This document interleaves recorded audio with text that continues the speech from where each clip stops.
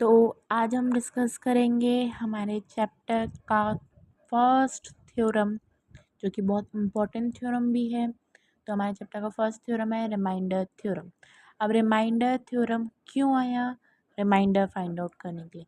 अब रिमाइंडर क्या होता है? तो इतने सारे क्वेश्चंस हमने सॉल्व किए हैं। डिविडेंड को डिवाइड करने वाला डिवाइज़र, हाँ, जो डिवाइड होता है वो डिविडेंड, जो डिवाइड करता है वो डिवाइज़र, और पूरा डिवाइड करने के बाद जो लास्ट में बचता है वो क्या हो जाता है? रिमाइंडर हो जाता है। एक एग्जांपल ले लेती हूँ, ये मैं यहाँ पे, तो मैं यहाँ पे शो कर रही हूँ एक्सरसाइज 1.1 का ही फर्स्ट क्वेश्चन जो था हमारा, उसको ही शो कर रही हूँ एग्जांपल के तौर पे। तो ये जो डिविडेंड है उसको डिवाइड करने वाला डिवाइज़र, जब ये डिविडेंड डिवाइड होता है तो लास्ट में जो बच जाता है, तो यहाँ पे क्या बचा हुआ है? 3 बचा हुआ है। जो बच जाता है वो क्या कहलाता है? रिमाइंडर कहलाता है। तो इस रिमाइंडर को अभी तक फाइंड आउट करने के लिए हम क्या करते आ रहे थे? लॉन्ग डिवीजन मेथड से पूरा सॉल्व करके लास्ट में देख कर थे जो बच रहा था वो क्या हो जा रहा था? रिमाइंडर हो जा रहा था। तो अब ये इतनी लंबी सी प्रोसेस हमें नहीं करनी पड़े, लॉन्ग डिवीजन मेथड किए बिना हम ये बता सके कि रिमाइंडर क्या है, उसके लिए निकला है रिमाइंडर थ्योरम। उसलिए निकला हुआ है ये थ्योरम। अब यहाँ तक क्लियर है कि शॉर्टली हमें लॉन्ग डिवीजन मेथड नहीं करना पड़े, डायरेक्टली हम रिमाइंडर बता सकें, इसलिए ये रिमाइंडर थ्योरम है। मैंने एग्जाम्पल के तौर पे लिया था, मुझे ये बताने की ज़रूरत नहीं है कि ये कैसे सॉल्व हुआ, जो कि अब तक तो हमने एग्जाम्पल्स के 8 क्वेश्चंस किए, एक्सरसाइज 1.1 के 12 क्वेश्चंस किए, लॉन्ग डिवीज़न मेथड का एक अलग से मैंने वीडियो बनाया था, उसमें क्वेश्चन सॉल्व किए। बहुत सारे क्वेश्चंस हम सॉल्व कर चुके हैं, अब तो लॉन्ग डिवीज़न मेथड में एक्सपर्ट हो चुके होंगे आप। तो हम ये स्टेप नहीं बता रहे हैं, बट अब आपको ये जानना है कि बिना इस स्टेप के रिमाइंडर कैसे निकाला जाए, वो आपका होगा रिमाइंडर थ्योरम। तो डिस्कस करते हैं कि रिमाइंडर थ्योरम क्या है। तो उसके लिए सबसे पहले ये जो डिवाइज़र है, जो डिवाइड कर रहा है, जो डिवाइज़र है उसमें से इक्वल टू ज़ीरो रख के आपको क्या करना है? एक्स की वैल्यू निकालनी है। फिर उस एक्स की वैल्यू को डिविडेंड में पुट करके वैल्यू निकालनी है, वो होगा रिमाइंडर। एक बार मैं शो करती हूँ। तो क्या करना है? डिवाइज़र जो कि क्या है? x+1, उसको क्या रखना है? इक्वल्स टू ज़ीरो रखना है। यहाँ से हम x की वैल्यू निकालेंगे तो क्या हो जाएगा? x इक्वल्स टू 1 उस तरफ जाएगा तो -1 हो जाएगा, और ज़ीरो का तो कोई मतलब ही नहीं। तो x की वैल्यू क्या आई है? -1। We have to put this on dividend.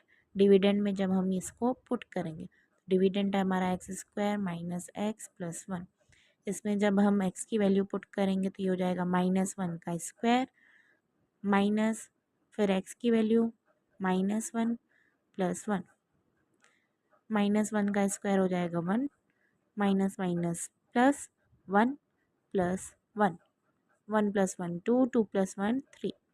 तो ये आ गया 3, जो कि लॉन्ग डिवीज़न मेथड से सॉल्व करने पे भी 3 आया था। ये है आपका रिमाइंडर। मैंने यहाँ पे एक स्टेटमेंट लिखा हुआ है, रिमाइंडर थ्योरम का ही स्टेटमेंट लिखा हुआ है।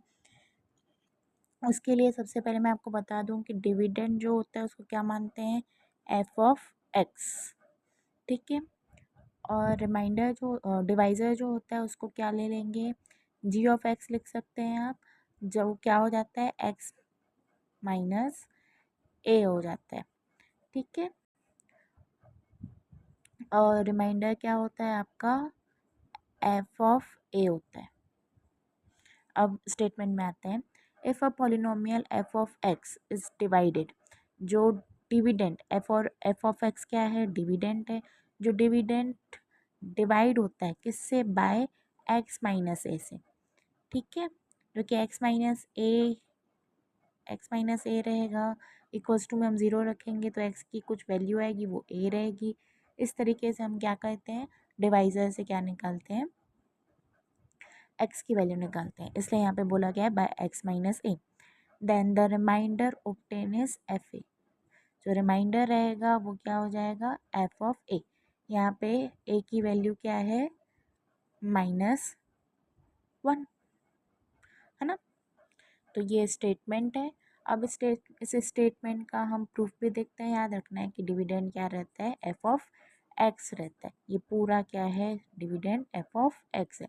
इसी में एक्स की वैल्यू हम एक्स माइनस ए से निकाल के इसमें पुट करते हैं। तो अब इसका एक छोटा सा प्रूफ करना है हमें। प्रूफ में क्या है, हमें पता है, we know that, what we know that, dividend equals to divisor into quotient plus remainder. ये हम पहले भी पढ़ चुके हैं। अब इसमें पुट करना है, क्या पुट करना है, डिविडेंड क्या था हमारा, क्या मान रहे हैं, f of x equals to divisor क्या है, जी ऑफ एक्स, कोशेंट को क्या लेते हैं, क्यू ऑफ एक्स लेते हैं, प्लस रिमाइंडर को आर लिख लेते हैं।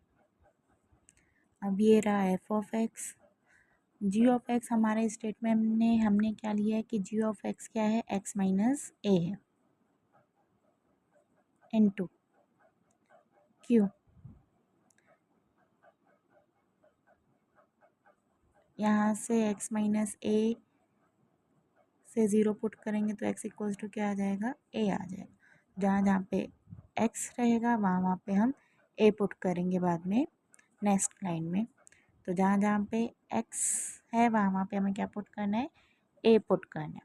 तो जहाँ जहाँ पे एक्स है वहाँ पे ए पुट करेंगे तो ये एफ ऑफ ए हो जाएगा, इक्वल्स टू में एक्स की जगह वापस से ए माइनस ए इंटू क्वेश्चन के लिए क्यू में भी क्यू ए प्लस आर। अब ध्यान देना है, F of A is equals to A minus A zero into में Q of A plus R.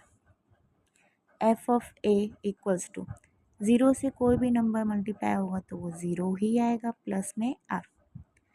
F of A equals to क्या हो जाएगा, ज़ीरो प्लस आर, आर आ गया। मतलब हमारा रिमाइंडर क्या आ रहा है, F of A, R equals to F of A. तो यहाँ पे था स्टेटमेंट कि क्या ऑब्टेन होगा हमें, F of A, remainder obtain is F of A. ये प्रूव्ड हुआ। तो अब इस चीज़ का ध्यान देना है, जैसे मैंने यहाँ पे लिया कि x माइनस ए है तब क्या हो जाएगा, रिमाइंडर एफ ए हो जाएगा। यहाँ पे जैसे हमने एग्जांपल लिया था कि x प्लस वन है, मतलब x प्लस ए जब हो, क्वोशेंट जब x प्लस ए हो, सॉरी डिवाइज़र जब x प्लस ए हो तब रिमाइंडर क्या हो जाएगा, f की पावर में माइनस ए। कैसे, x plus a equals to zero रहेगा तो x की वैल्यू क्या आ जाएगी, माइनस ए, इसीलिए रिमाइंडर क्या हो जाएगा, f माइनस ए। इस चीज़ का भी ध्यान रखना है। जब डिवाइज़र x माइनस ए हो तो रिमाइंडर एफ ए होगा, जब डिवाइज़र x प्लस ए हो तो रिमाइंडर f माइनस ए होगा। जैसे कि हमने एक एग्जांपल यहाँ पे देखा हुआ भी है कि डिवाइज़र में प्लस था तो हमारी x की वैल्यू नेगेटिव आई और इसीलिए हमारा f ए वाली वैल्यू जो है वो माइनस में हो गई थी। अब नेक्स्ट हम ट्राई दिस के क्वेश्चंस करेंगे इसी के बेसिस पे, रिमाइंडर थ्योरम के बेसिस पे।